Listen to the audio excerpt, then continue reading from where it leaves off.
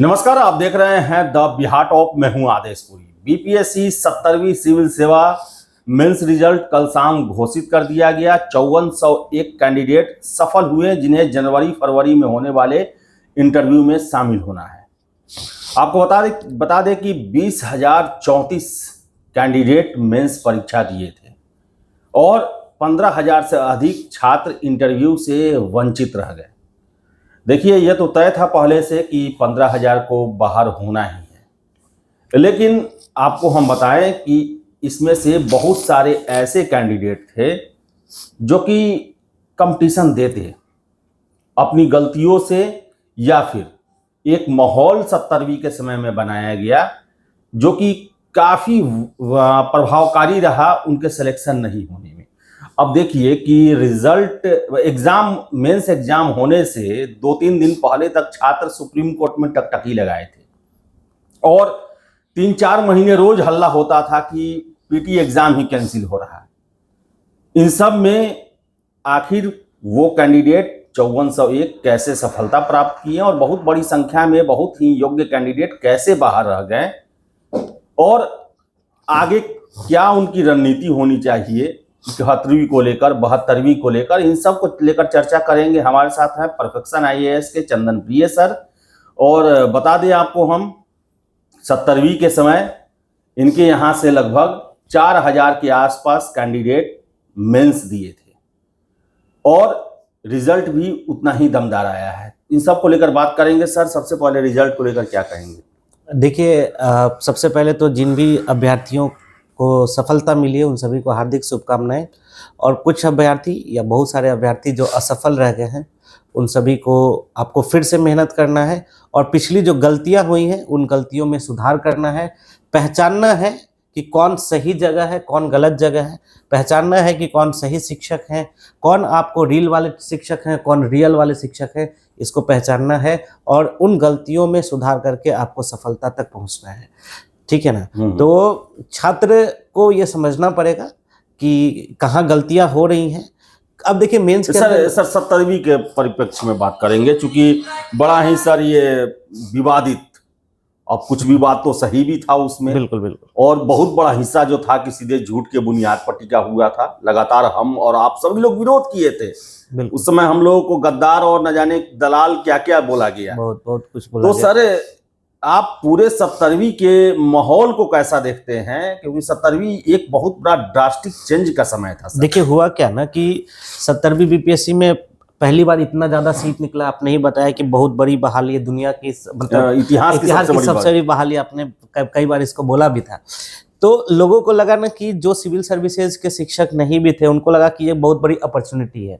उन्होंने इसे एक अपॉर्चुनिटी के तौर पे देखा, छात्र से ज्यादा शिक्षक देखा कि ये अपॉर्चुनिटी है। छात्र तो तैयारी कर ही रहे थे, वो तो लगातार लगे हुए हैं, ठीक है। लेकिन शिक्षकों ने देखा कि अब ग्रुप डी की तैयारी करा रहे थे, ठीक है, रेलवे का तैयारी करा रहे थे, है ना, सिपाही की तैयारी करा रहे थे, दरोगा की तैयारी करा रहे थे। उनको लगा कि अरे इतना बड़ा छात्र जो है, इतनी बड़ी संख्या में छात्र जो है वो बीपीएससी की तैयारी करने आ रहे हैं, लूट लो इसको भी। और उन्होंने पूरे तरीके से, समयबद्ध तरीके से, सिस्टमैटिक तरीके से छात्रों के जीवन को नष्ट किया, उनका टाइम बर्बाद किया, खोटी किया और अलग अलग तरह के सपने दिखाए। बताइए साहब, मेंस में बोलते हैं ये लोग कि हम जो पढ़ाएंगे वही क्वेश्चन आएगा। मेंस में आपको पता है कि अगर उसका टेल वर्ड बदल जाए तो क्वेश्चन का आंसर बदल जाता है। इन लोग को पता भी नहीं है ये लोग क्या बोलेंगे, ये लोग क्या तैयारी करेंगे, और उसके छात्रों का जीवन जब बर्बाद होता है तब छात्रों को 1 साल, 1.5 साल, 2 साल का समझ में आता है। लेकिन तब तक सर मैं बहुत सारे शिक्षकों से मिलता हूं जो कि पुराने समय से, लंबे समय से पटना में सिविल सेवा के लिए समर्पित हैं। उन्होंने कहा कि 70वीं के समय में हमें उजाड़ दिया गया, हमें छात्रों की नजर में विलेन बना दिया गया, हमें लुटेरा बना दिया गया, हमें केवल फीस लूटने वाला, ज्यादा फीस करके लूटने वाला साबित कर दिया गया। और तरह तरह के ऐसे वादे गढ़े गए, इतने नारे दिए गए, सोशल मीडिया पर उनकी पकड़ मजबूत थी। प्लानिंग करके हल्ला हरदंग बवाल, निगेटिव नैरेटिव चलाया गया और बिल्कुल कल्याण भी नहीं किया गया। कल्याण किसका हुआ सर? कल्याण बस उन्हीं लोगों का हुआ। उन लोगों का टारगेट था, कुछ ऐसे लोग हैं, कुछ ऐसे शिक्षक हैं जिनका टारगेट था कि अभी अच्छी बहाली है, इसमें से पैसा कमा लेना है, कमा के वो निकल जाएंगे। फिर आज बीपीएससी वाले को बर्बाद कर रहे हैं, कल नीट वाले को बर्बाद करेंगे, उसके अगले दिन आईआईटी वाले को बर्बाद करेंगे। लेकिन उनका कल्याण अपना हो रहा होगा। भारत में सबसे ज्यादा जो बिकती है वो गरीबी बिकती है, और पूरा गरीबी के तौर पे इन्होंने पूरा सही होता है, चाहे नेता हो कोई भी, गरीबी की बात करने वाला ही सबसे ज्यादा अमीर बन तो जाता है। गरीबी को बेचने सबसे ज्यादा जो बिकता है ना वो गरीबी बिकता है। पूरा गरीबी बेचा इन्होंने, और गरीब तो गरीब ही रह गया, ये लोग अमीर जरूर हो जाएंगे और हो गए हैं। और देख भी रहे होंगे बहुत अलग अलग तरह के मतलब अलग अलग तरह के पार्टियां होती हैं, ये बहुत सारी चीजें होती हैं, आप देख भी रहे होंगे। वो इस पैसे से तो मतलब अगर आप पैसे सर सिविल सर्विसेज सर, क्या प्रोसेस है इसका सर? क्या जितना हलवा बना दिया गया उस तरह है, या मेहनत करना भी पड़ता है? देखिए, सिविल सर्विसेज की तैयारी वही व्यक्ति कर सकता है जिसने खुद तैयारी किया हो, जिसने उस प्रोसेस को फॉलो किया हो, जिसने उस प्रोसेस से गुजरा हो, वही उसकी तैयारी करा सकता है। कोई जो मतलब रेलवे का तैयारी करने वाला वो इस प्रोसेस से गुजरा ही नहीं है, उसको पता ही नहीं है, तो वो इसको उसी तरीके से इसको ट्रीट करता है। और जब वो उसको इस तरीके से वन डे एग्जाम की तरह ट्रीट करेगा तो वो माइंडसेट ही डेवलप नहीं होगा। क्वेश्चंस के ऊपर आपको एक क्वेश्चन लिखने में, शॉर्ट क्वेश्चन लिखने में मैक्सिमम 7 मिनट्स का टाइम मिलता है। आपको उस 5 मिनट में उसको लिखना भी है, फ्रेम करना है, वो माइंडसेट तैयार करना है। माइंडसेट जब तक आपका तैयार नहीं होगा तब तक आप लिख ही नहीं पाएंगे। तो जब तक, और वो माइंडसेट वही तैयार करा सकता है जिसने खुद प्रिपरेशन किया हो। इन लोगों ने प्रिपरेशन किया ही नहीं है, बस सिर्फ सपने बेचे हैं, और सपने बेच के इतने बच्चों के कॉल्स आ रहे कि सर ये गलतियां हो गई, अब ये हो गया। लेकिन और आप देखेंगे सर आपके यहाँ से बहुत सारे छात्रों का सिलेक्शन हुआ है। छिटके भी थे सर? हाँ, छात्र छिटके थे, और नो डाउट सस्ता के नाम पे छिटके भी थे। लेकिन जो छात्र लगे हुए थे, जुड़े हुए थे, आप उनको मैं लिस्ट जारी कर दूंगा सर। बैच के साथ मैं लिस्ट जारी करूंगा, मेंस में लिस्ट जारी करूंगा, इंटरव्यू में की बात नहीं। वो लोग जो इंटरव्यू लेकर, मॉक इंटरव्यू लेकर जो रिजल्ट दिखाते वो नहीं, मैं मेंस के बाद और प्रीलिम्स के बाद भी सुन रहे हैं सर, मेंस के लिए भी इनरोल करा ले रहा है लोग। हाँ, वो मेंस के लिए भी इनरोल करा के उसका नंबर लेके, और वो सब छोड़िए। अब ये प्रक्रिया इतनी तीव्र, इतनी तेज हो गई है, ये लोग इतने बड़े एक नेक्सस के साथ पूरे छात्रों के जीवन को बर्बाद कर रहे हैं। ठीक है, अब बस समझना छात्रों को पड़ेगा, दूसरा कोई नहीं समझने वाला। उनके गार्जियंस को समझना पड़ेगा कि वास्तविकता क्या है। अभी हम लोगों ने ये वीडियो बनाना शुरू किया है, उनके कुछ 2-4 जो आईटी सेल वाले आके गाली गलौज करेंगे, लेकिन छात्रों को समझना पड़ेगा कि ये वास्तविकता क्या है। आंसर्स जब तक आप लिखेंगे नहीं, जब तक आपको आंसर के बारे में पता नहीं होगा, इंट्रोडक्शन के बारे में नहीं पता होगा, मेंस में कैसे सिलेक्शन होगा ही नहीं सिलेक्शन। याद करके कि मेंस में सिलेक्शन होता है जी। ये लोग बोलता है कि हम जो पढ़ाएंगे वही क्वेश्चन आएगा और वही तुम लिख के आ जाना, ठीक है, और उसी क्वेश्चन का संदर्भ पर बदल गया, अब वही क्वेश्चन लिख के आ जाना, सिलेक्शन हो जाएगा? कभी नहीं सिलेक्शन होगा ही नहीं। जलवायु परिवर्तन के बारे में 17वीं बीपीएससी की बात करते हुए जलवायु परिवर्तन के बारे में ये क्या बोलते हैं, इससे में क्वेश्चन पूछा गया था, और वैसा ही क्वेश्चन आपको जीएस में पूछा जाएगा। क्या दोनों का आंसर आप सेम लिख दीजिएगा? दोनों के आंसर्स में बहुत डिफरेंस होगा। जीएस के आंसर का मतलब क्या होता है, उसका मोटिव क्या होता है, वो ये समझना पड़ेगा। जीएस में आपसे प्रॉब्लम का सॉल्यूशन पूछा जाता है, एस्से के अंदर आपका प्रोसेस देखा जाता है कि जब आपके पास प्रॉब्लम आएगा तो आप उसका सॉल्यूशन कैसे करेंगे, क्या करेंगे नहीं, किस प्रक्रिया से करेंगे, आप प्रोसेस देखा जाता है। क्या आप इथिकली उसका सॉल्यूशन करेंगे, क्या आप इन्वायरमेंटल पर्सपेक्टिव से करेंगे, क्या आप इकोनॉमिकल पर्सपेक्टिव से करेंगे, ये चीजें चेक की जाती है। लड़के तो कह रहे हैं सर सारा लिख के आए हैं, रिजल्ट नहीं हुआ, सारा हुआ है, गड़बड़ी हुआ है। देखिए, सारा लिख के आना, सारे बच्चे सारा लिख कर आए हैं, ठीक है, मैक्सिमम बच्चे सारा लिख कर आए हैं, ठीक है, लेकिन जो क्वेश्चन का डिमांड है वो लिख कर आएंगे तभी सिलेक्शन होगा। ये छात्रों को समझना पड़ेगा, इस प्रक्रिया को समझना पड़ेगा। आप जलवायु परिवर्तन को लिख कर आ गए, महिला सशक्तिकरण के बारे में क्वेश्चन पूछा हुआ था, मैंने बहुत सारे स्टूडेंट्स की कॉपी देखी, उसमें पूरी उन्होंने सिर्फ महिला सशक्तिकरण के बारे में लिखा हुआ था, जबकि उसमें महिला सशक्तिकरण और शिथिल कानून के बारे में, लैक्स लॉ के बारे में पूछा हुआ था। ठीक है, लॉ के बारे में कुछ ही नहीं लिखा, पूरा का पूरा पेज महिला सशक्तिकरण जो पहले से पढ़ के आया था लिख दिया। नंबर नहीं आएगा, एकदम नहीं आएगा, चाहे आप जो कर लीजिए ना। उसमें कोई एक क्वेश्चन था कि जैसा बोएंगे वैसा काटेंगे, जैसन बोआ वैसन काटब, उसमें कोई कर्मवाद का सिद्धांत ही नहीं लिखा है, कुछ लिखा ही नहीं है। आप खाली बस एग्जाम्पल पे एग्जाम्पल दिए जा रहे हैं, इससे मैं कह रहे कि सिलेक्शन नहीं हुआ, तो कैसे होगा?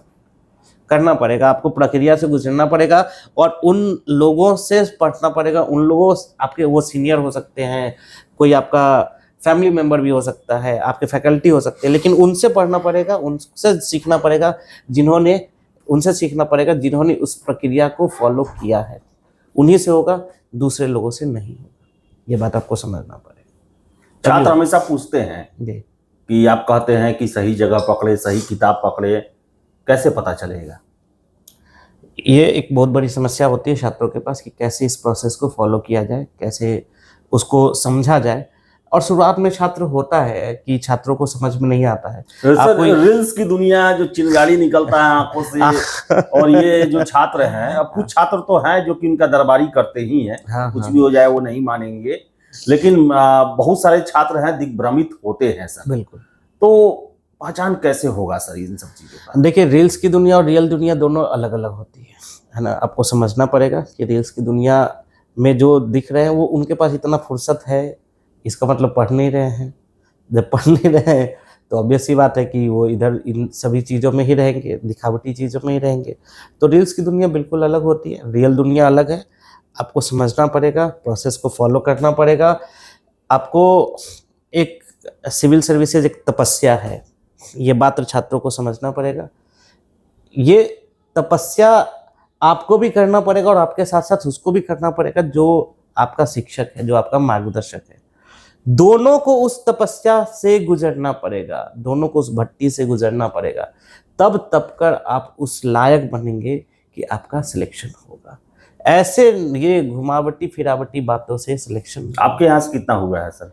आप एकदम निश्चिंत रहे, मैं पूरा डेटा के साथ 1000 का आप दावा किए थे। हम 1000 का दावा अभी भी कर रहे हैं। 1000 फाइनल रिजल्ट होगा। 1000 का दावा अभी भी कर रहे हैं और 1000 बच्चों का, मैं 1000 से ज़्यादा बच्चों का अभी मैं लगभग 2000-2500 बच्चों का मैं अभी लगातार कंटिन्यू आ रहा है। अभी मेरे पास डेटा लगभग 1200-1300 डेटा मेरे पास आ चुका है, सारे बैचेज के, अलग अलग बैचेज, सारे बैचेज से बच्चे का रिजल्ट है। कोई ऐसा बैच नहीं है जिस बैच से बच्चे का रिजल्ट नहीं हुआ, हर एक बैच से बच्चे का रिजल्ट है। मैं डेटा के साथ, प्रामाणिकता के साथ, आप उस क्लास के बच्चे से पूछ सकते हैं कि क्या ये बच्चा आपकी क्लास का है कि नहीं है। उस प्रामाणिकता के साथ मैं रिजल्ट आपके चैनल के माध्यम से भी और अपने यूट्यूब चैनल के माध्यम से भी मैं प्रकाशित करूंगा, है ना। और ये प्रामाणिकता के साथ बोल रहा हूँ कि फाइनल सिलेक्शन में भी 1000 बच्चे कम से कम रिजल्ट लेकर बिपाड या राजगीर भेजेंगे 100% मैं गारंटी के साथ बोल रहा हूँ। और अब तो ये चीज़ें और मैं सशक्त होकर बोल सकता हूँ, मैं और अब बेहतरी के साथ बोल सकता हूँ कि जितना बेहतर तरीके से मेंस का रिजल्ट आया है बच्चे का, जिसका मैंने बोला था कि इसका होगा, कुछ ऐसे बच्चे हैं जहाँ पर थोड़ा सा लग रहा है कि उनका भी हो जाना चाहिए था, लेकिन अधिकांश ऐसे बच्चे हैं जिनका लगा था कि इनका सिलेक्शन होगा, उनका सिलेक्शन हुआ है। 71वीं वाले को क्या कहेंगे सर? 4 महीना है, बहुत सारे छात्र हैं जिनका देखिए, मेंस नहीं हुआ 71वीं है। बीपीएससी के तो छात्रों को मैं कहना चाहूँगा कि भाई कभी भी 4 महीना का टाइम नहीं मिलता है, टाइम मिला है, पढ़ो। अभी शांति से मिला है, शांति से मिला है, पढ़ो उसको। अभी देख रहा हूँ मैं कि कुछ एईडीओ में लगे हुए हैं। अरे भाई, तुम्हारा प्रीलिम्स हो गया है तो मेंस का तैयारी तुम्हारा सही से नहीं है तो करो अच्छे से, 2 महीना में तैयारी कर लोगे। सिविल सेवा 2 पैर में नाव रख के होता है कि नहीं होता है, नहीं होता। ये तो हम लोग भी जानते हैं सर, नहीं होता है। आप 10 नाव में पैर रखिए, इवन यूपीएससी बीपीएससी दोनों साथ होकर नहीं होता है। हम लोग उसी के मारे हुए। नहीं होता है, मैं आपको बोल देता हूँ, नहीं होता है, मतलब नहीं होता है। आपको 2 साल, 2.5 साल, 3 साल तपाना पड़ेगा, खुद को उस प्रोसेस से गुजारना पड़ेगा, तभी सिलेक्शन होगा, नहीं तो नहीं। ये कंफर्म है, एकदम गारंटीड है कि 71वीं वाले छात्रों को क्या कहेंगे सर? 71वीं वाले छात्रों को यही कहूँगा कि समय मिला है, समय का सदुपयोग करें। जिन्होंने सिलेबस पढ़ा हुआ है, देखो आपने भी बोला कि सारे बच्चों ने कहा कि मैंने लिखा था, तो लिखा था तो उसमें किसका सिलेक्शन हुआ होगा? जिसने अच्छा लिखा था। तो सिर्फ अब प्रोसेस सिर्फ लिखने का नहीं बच गया है, अब अच्छा लिखने का। सर एक और चीज आप मिलाते हैं सर, ज्यादा कैंडिडेट होता है तो क्वालिटी और ज्यादा होता है। बिल्कुल बिल्कुल। 20,000 लड़के थे तो 20,000 में तो और ज्यादा आपको स्टैंडर्ड लिखने की जरूरत है। अच्छी गुणवत्ता। 71वीं भी 14,000 लोग हैं, तब भी आपको बहुत अच्छा देना पड़ेगा। बनस्पत 67, 68, 69। बिल्कुल बिल्कुल बिल्कुल। अभी तो जिस तरीके से प्रक्रियाएं बदल रही हैं और काफी मेंस के क्वेश्चन काफी बेहतर पूछे जा रहे हैं, तो आपको लिखना तो पड़ेगा। बेहतर लिखना पड़ेगा तभी सिलेक्शन होगा, ऐसे तो सिलेक्शन नहीं होगा।